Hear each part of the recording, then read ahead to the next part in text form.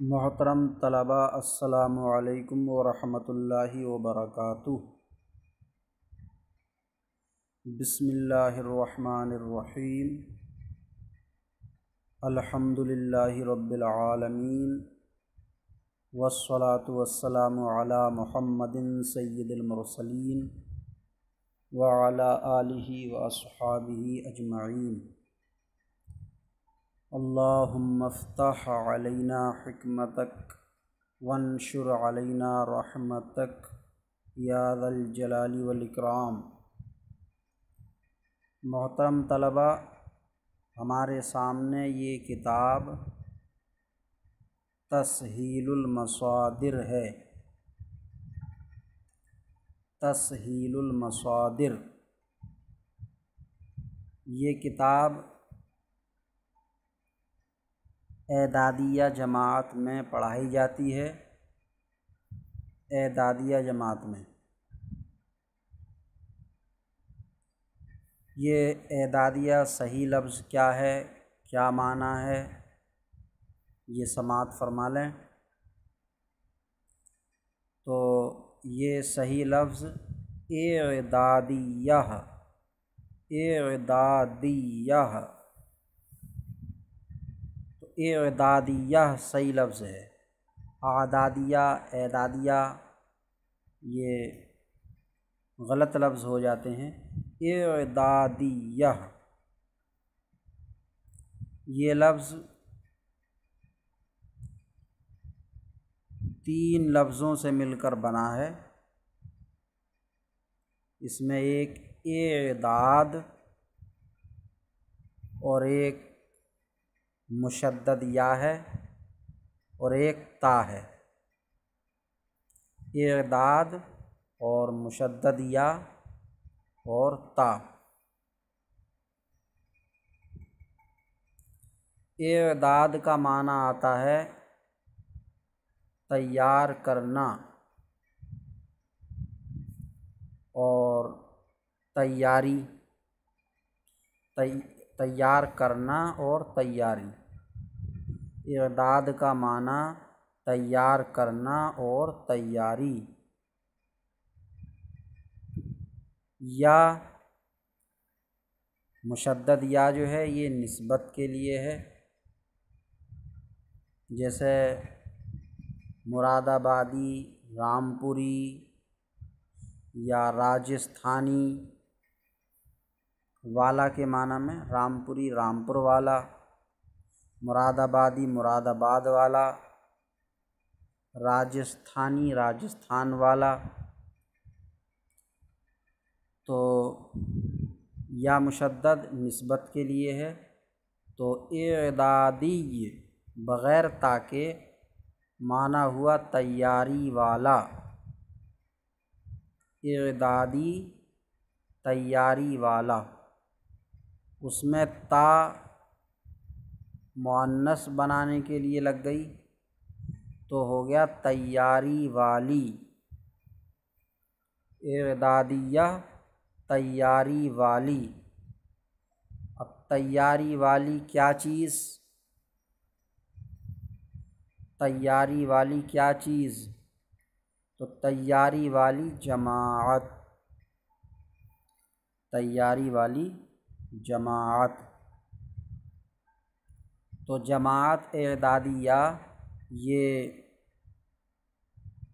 درس نظامی کی تیاری کے لیے پڑھائی جاتی ہے، کیونکہ اولیٰ جماعت کی یا ثانیہ جماعت کی بعض کتابیں فارسی میں ہیں، تو ان کو سمجھنے کے لیے فارسی کی ضرورت پڑتی ہے، تو اس لیے پہلے سے اعدادیہ میں فارسی پڑھا کر اولیٰ ثانیہ اور جن جماعتوں میں بھی فارسی کی کتاب ہے تو اس کے لیے تیاری کرائی جاتی ہے، تو اس لیے اس جماعت کو اعدادیہ کہتے ہیں۔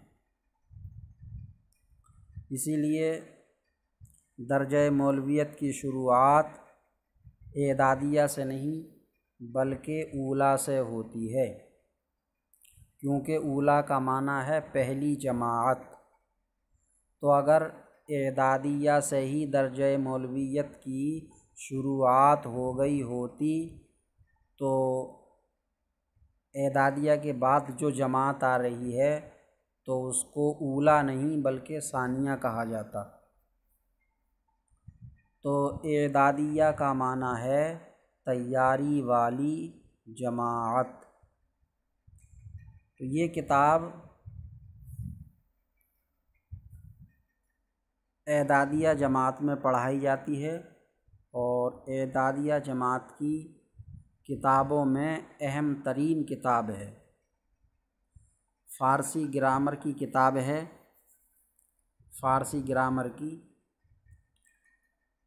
اگر آپ نے انگلش وغیرہ گرامر پڑھی ہے تو جانتے ہوں گے کہ گرامر کا کسی بھی زبان میں کتنا اہم رول اور کتنا اہم کردار ہوتا ہے۔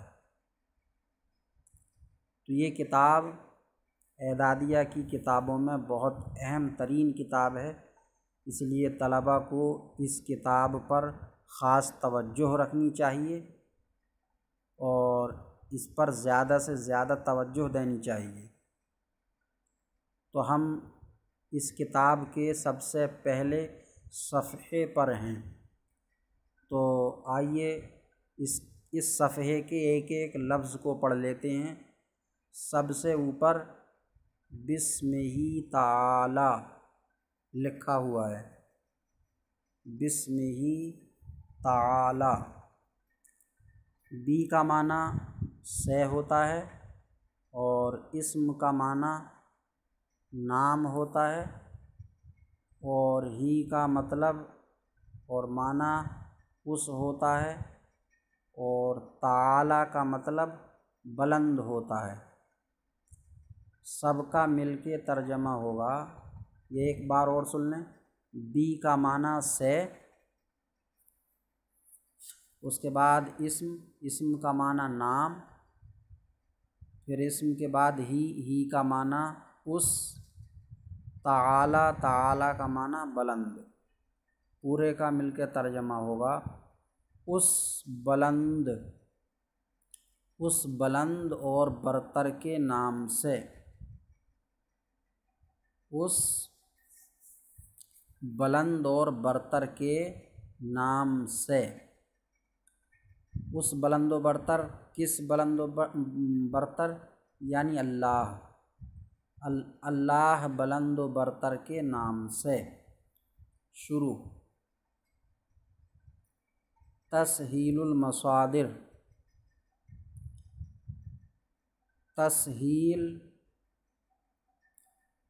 تسہیل کا معنی ہے آسان کرنا۔ تسہیل کا معنی آسان کرنا اور آسان کرنے والی یا آسان کی ہوئی۔ آسان کرنا، آسان کرنے والی یا آسان کی ہوئی۔ تو یہ تسہیل کے معنی ہیں، آسان کرنا، آسان کرنے والی اور آسان کی ہوئی۔ یہاں تسہیل کا معنی آسان کرنے والی ہے،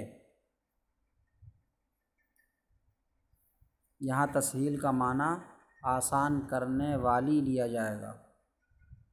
المصادر، یہ عربی کا لفظ ہے اور مصادر مصدر کی جمع ہے۔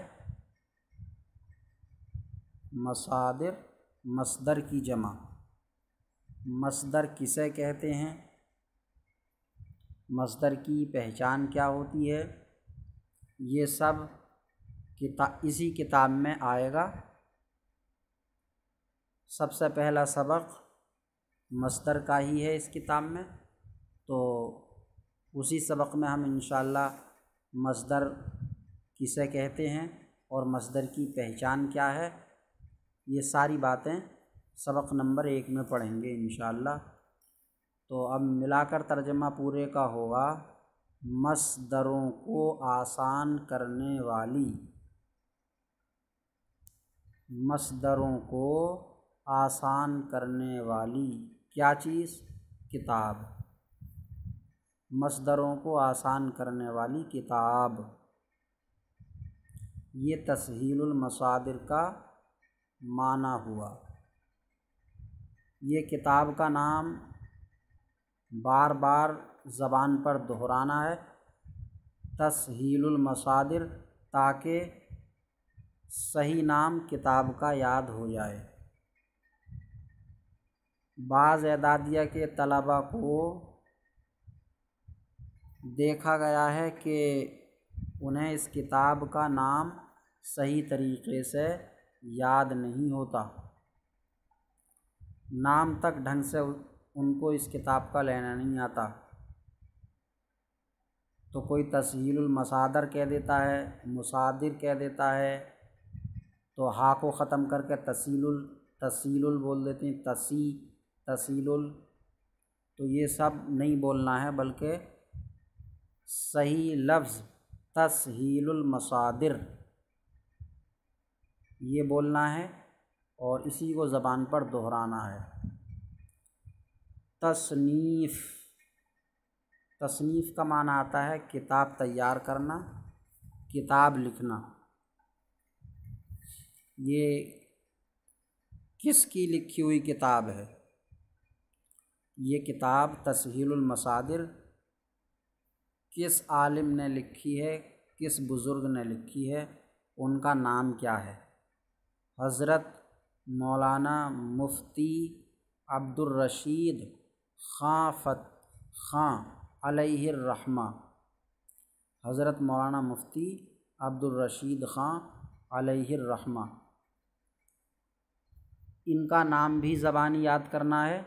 کوئی پوچھے کہ تسہیل المصادر کس نے لکھی ہے، اس کے لکھنے والوں کا نام بتاؤ، تو فوراً نام بتا دیں، حضرت مولانا مفتی عبدالرشید خاں۔ کتاب لکھنے والوں کو مصنف کہتے ہیں، مصنف۔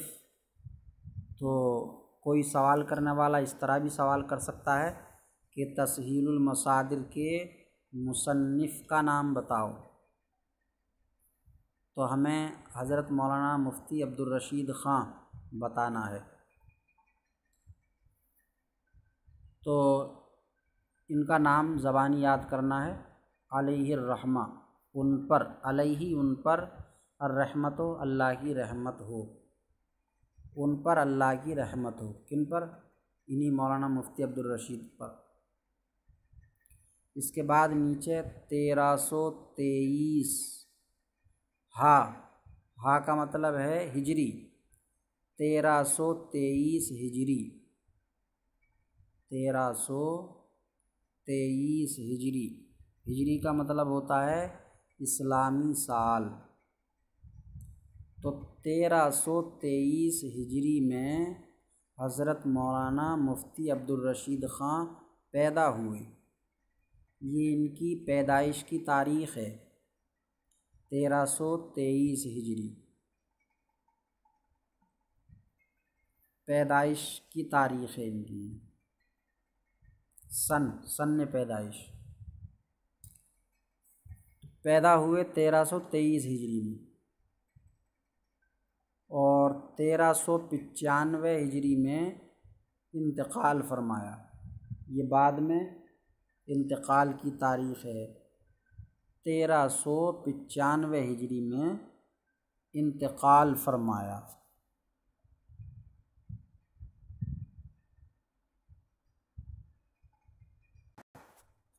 تو کل عمر ان کی 72 سال ہوئی۔ 1323 ہجری میں پیدا ہوئے، 1395 ہجری میں انتقال فرمایا، تو 72 سال کی ان کی عمر ہوئی، 1395۔ اس وقت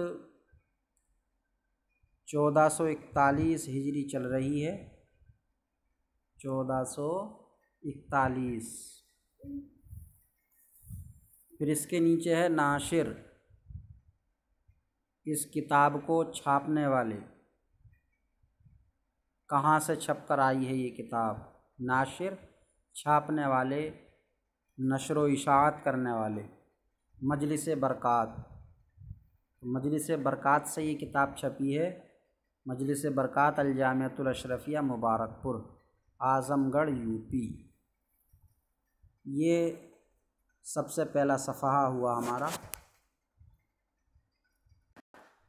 اس کتاب کے اگلے صفحے پر یہ بسم اللہ الرحمن الرحیم نحمدہ ونصلی علی رسولہ الکریم،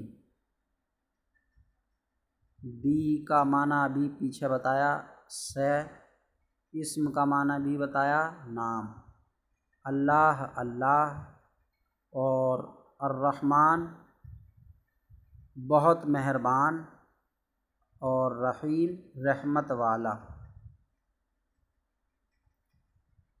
تو پورے کا ملا کر ترجمہ ہے بہت مہربان رحمت والے اللہ کے نام سے، بہت مہربان رحمت والے اللہ کے نام سے شروع۔ رحمان سے ترجمہ شروع کریں گے، بہت مہربان رحمت والے اللہ کے نام سے شروع۔ نحمدہ، ہم اس کی تعریف بیان کرتے ہیں، اس کی یعنی اللہ کی، ہم اس کی یعنی اللہ کی تعریف بیان کرتے ہیں۔ ونصلی علی رسولہ الکریم، ونصلی اور درود بھیجتے ہیں،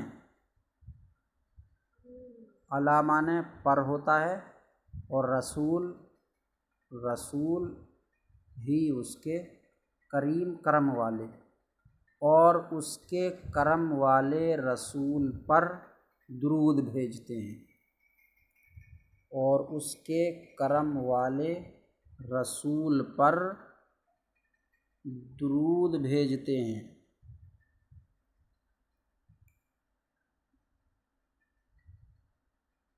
اس کے بعد اصطلاحات، اصطلاحات لفظ ہے، تو اصطلاحات اصطلاح کی جمع ہے، اصطلاحات اصطلاح کی جمع۔ اب اصطلاح کسے کہتے ہیں؟ اصطلاح کا معنی کیا ہے؟ تو پہلے معنی کے بارے میں سن لیں، معنی کسے کہتے ہیں اور معنی کتنی طرح کا ہوتا ہے۔ تو محترم طلبہ، معنی لفظ سن کر جو چیز سمجھ میں آتی ہے وہ اس لفظ کا معنی ہوتی ہے۔ لفظ سن کر جو چیز سمجھ میں آتی ہے تو وہ اس لفظ کا معنی ہوتی ہے۔ جیسے لفظ پانی سنا ہم نے، پانی، تو پانی سن کر جو چیز ہم نے سمجھی وہ لفظ پانی کا معنی ہے۔ لفظ پانی سن کر جو چیز ہم نے سمجھی وہ لفظ پانی کا معنی ہے۔ کیا چیز سمجھی؟ وہی ایک پتلی شفاف چیز جو زمین سے نکلتی ہے نل یا سمرسیبل کے ذریعے، جس کو ہم پیتے ہیں، جس سے ہم نہاتے ہیں، کپڑے دھوتے ہیں وغیرہ وغیرہ، تو وہ پانی کا معنی ہے۔ پانی لفظ سے جو چیز سمجھی جاتی ہے اس کو معنی کہتے ہیں۔ اسی طریقے سے واٹر تو واٹر کا معنی کیا ہے؟ لفظ واٹر سے جو چیز سمجھی جائے۔ کیا چیز ہے جو سمجھتے ہیں ہم؟ وہی جس کو ہم پیتے ہیں، نہاتے ہیں، دھوتے ہیں جس سے۔ تو لفظ واٹر کا معنی وہ چیز ہے جس سے ہم نہاتے، دھوتے اور پیتے ہیں۔ لفظ واٹر کا معنی پانی نہیں ہے، لفظ پانی۔ پانی تو ایک لفظ ہو گیا، لفظ واٹر کا معنی پانی نہیں ہے، پانی تو خود ایک لفظ ہے، بلکہ واٹر کا معنی وہ چیز ہے جس کو ہم پیتے ہیں، جس سے نہاتے ہیں، جس سے کپڑے دھوتے ہیں، گندگی صاف کرتے ہیں۔ تو اب جب لفظ واٹر کا معنی پانی نہیں ہے تو پھر کہتے کیوں ہیں کہ واٹر کا معنی پانی، واٹر کا معنی پانی، واٹر کا معنی پانی؟ تو یہ سمجھانے کے لیے کہہ دیتے ہیں کہ لفظ واٹر کا معنی وہ چیز ہے جس کو ہم پیتے، نہاتے، دھوتے ہیں۔ تو اب اس چیز کو ہم اردو زبان میں پانی سے بیان کرتے ہیں، تو اس لیے کہہ دیتے ہیں کہ لفظ واٹر کا معنی پانی ہے، ورنہ تو لفظ واٹر کا معنی پانی نہیں بلکہ پانی تو خود ایک لفظ ہوا۔ لفظ واٹر کا معنی وہ چیز ہے جس سے ہم نہاتے، دھوتے، پیتے ہیں۔ اگر لفظ واٹر کا معنی پانی ہو تو جس کو انگلش زبان نہیں آتی ہے، جس کو انگلش زبان نہیں آتی ہے، وہ انگلش زبان سیکھ رہا ہے، اردو اس کو آتی ہے، تو وہ لفظ واٹر کا معنی پانی اس طرح یاد کر رہا ہے، لفظ واٹر کا معنی پانی، لفظ واٹر کا معنی پانی۔ تو اب اگر کوئی انگریز جس کو انگریزی آتی ہے اور اردو نہیں آتی، وہ اگر اردو یاد کرنا چاہے تو کیسے کرے گا؟ تو جیسے اردو جاننے والا انگلش سیکھ رہا ہے تو وہ کہہ رہا ہے کہ واٹر کا معنی پانی، واٹر کا معنی پانی، تو جب انگریز اردو سیکھنے والا پانی کی اردو سیکھے گا تو وہ کہے گا کہ پانی کا معنی واٹر، پانی کا معنی واٹر، پانی کا معنی واٹر۔ تو اگر واٹر کا معنی پانی ہوتا تو یہ انگریز پانی کا معنی واٹر کیوں کہتا؟ اس نے تو الٹا کر دیا۔ بھئی اردو جاننے والا واٹر کا معنی پانی بتا رہا ہے، انگلش جاننے والا اردو پانی کا معنی واٹر بتا رہا ہے، تو یہ الٹ پلٹ کیوں کر رہے ہیں؟ تو معلوم ہوا کہ نہ تو لفظ واٹر کا معنی پانی ہے، نہ لفظ پانی کا معنی واٹر ہے، بلکہ معنی تو وہ چیز ہے جس کو ہم پیتے ہیں، نہاتے، دھوتے ہیں۔ اب اس کو جس کی جو زبان ہے تو وہ اس میں تعبیر کر دیتا ہے، بیان کر دیتا ہے۔ تو حاصل یہ کہ معنی وہ چیز ہوتی ہے جو لفظ سے سمجھی جائے، جو لفظ سے سمجھیں۔ اب یہ دو قسم کا ہوتا ہے معنی، ایک معنی اصلی ہوتا ہے، اصلی، اور ایک معنی غیر اصلی ہوتا ہے۔ ایک معنی اصلی اور ایک معنی غیر اصلی۔ اصلی معنی وہ ہوتا ہے جس کو لفظ سن کر پڑھے بے پڑھے سب سمجھ لیں۔ اصلی معنی وہ ہوتا ہے جس کو لفظ سن کر پڑھے بے پڑھے، چھوٹے جوان بوڑھے سب سمجھ لیں۔ اور غیر اصلی معنی وہ ہوتا ہے جس کو سب نہ سمجھیں بلکہ کچھ ہی لوگ سمجھیں۔ یہ بات مثال سے سمجھ میں آئے گی، جیسے لفظ پانی۔ تو لفظ پانی کا معنی میں نے ابھی بتایا کہ وہ چیز جس کو ہم پیتے اور جس سے نہاتے دھوتے ہیں، تو وہ پانی کا معنی ہو گیا۔ تو یہ لفظ پانی کا معنی اصلی ہے، جس کو ہم پیتے نہاتے دھوتے ہیں، یہ چیز لفظ پانی کا معنی اصلی ہے۔ اور جیسے مثال کے طور پر اعدادیہ جماعت میں طلبہ جو بھی 4 6 8 10 ہوں، وہ چائے کے شوقین ہوں، چائے کے شوقین، اب مدرسے میں اساتذہ چائے پر پابندی لگا دیں کہ کوئی بھی طالب علم چائے نہیں پیے گا۔ اب اعدادیہ جماعت کے طلبہ چائے کے شوقین ہیں، اور اساتذہ ساتھ میں یہ بھی اعلان کریں کہ جو چائے پینے والوں کی خبر لائے گا، شکایت کرے گا، تو اس کو انعام دیا جائے گا۔ تو اب اعدادیہ جماعت کے طلبہ جو چائے کے شوقین ہیں، وہ اولیٰ ثانیہ کے طلبہ کے ساتھ رہتے ہیں۔ اب چائے پینے کہیں جانا ہے، تو اگر اعدادیہ کے طلبہ نے آپس میں کہا کہ چلو چائے پینے چل رہے ہیں، تو دوسرے طالب علم اولیٰ یا ثانیہ کے سن لیں گے اور شکایت ہو جائے گی، کیونکہ چائے پینے والوں کی خبر دینے والوں کے لیے انعام بھی رکھا جا چکا ہے۔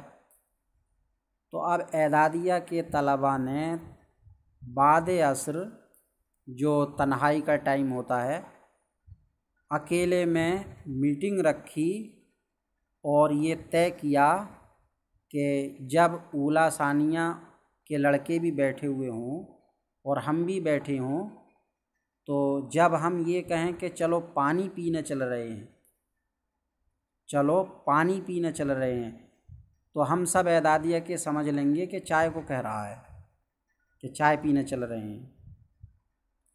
تو اعدادیہ جماعت نے مل کر لفظ پانی کا معنی چائے بنا لیا، کہ جب ہم کہیں چلو پانی پینے چل رہے ہیں، تو ہم سب سمجھ لیں گے کہ چائے کو کہہ رہا ہے۔ تو یہ معنی لفظ پانی کا چائے جو اعدادیہ کے طلبہ نے مل کر بنایا، یہ غیر اصلی ہے۔ اس غیر اصلی معنی کو اصطلاحی معنی کہتے ہیں۔ تو معنی کی 2 قسمیں ہوئیں، اصلی معنی اور اصطلاحی معنی۔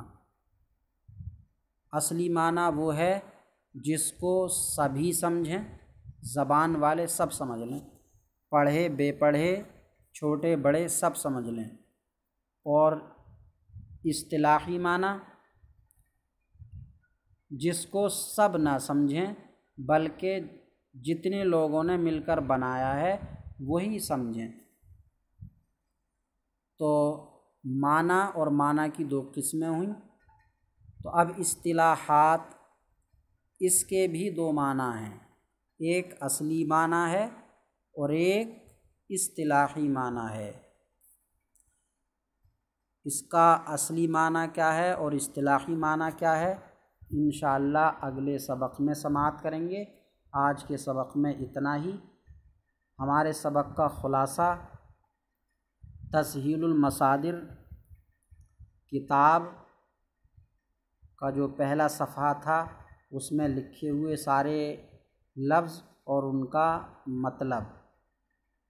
تسہیل المصادر صحیح لفظ کیا ہے، اور ہاں اعدادیہ صحیح لفظ کیا ہے، اعدادیہ کا معنی کیا ہے، پھر اس کے بعد تسہیل المصادر صحیح لفظ اور تسہیل المصادر کا معنی کیا ہے۔ اس کے بعد میں مصنف، اس کتاب کے مصنف کا نام کیا ہے، ان کی تاریخ پیدائش، تاریخ وفات، اور یہ کتاب کہاں سے نشر ہوئی ہے۔ اور بسم اللہ الرحمن الرحیم، نحمدہ و نصلی علی رسول الکریم کا معنی اور اصطلاحات لفظ، اس کے بارے میں معنی کسے کہتے ہیں اور معنی کی کتنی قسمیں ہیں، کیا کیا، یہ ہمارا آج کا سبق ہوا۔ آگے انشاءاللہ اگلے سبق میں سماعت کریں گے۔ اللہ تبارک و تعالی سبق کو سمجھنے اور یاد کرنے کی توفیق عطا فرمائے۔ السلام علیکم ورحمۃ اللہ وبرکاتہ۔